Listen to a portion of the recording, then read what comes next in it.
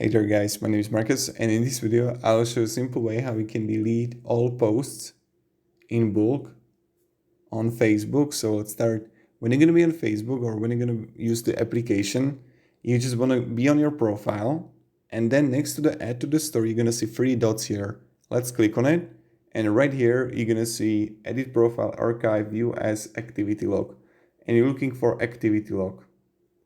Now when you're going to click on it, you're going to see next to the filters, manage activity. Let's click on it. And now when you're here,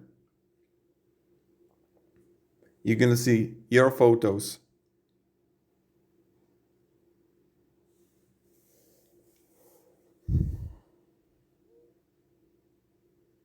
And now you just simply click here all that I like on February.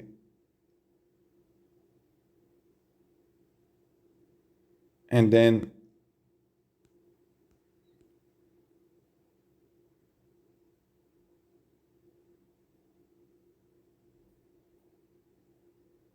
click all again, and you got it right.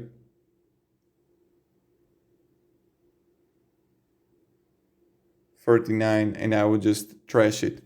So this is how you can delete posts in bulk, or you can simply choose like which one you actually want. And yeah, have a great day and goodbye. See ya.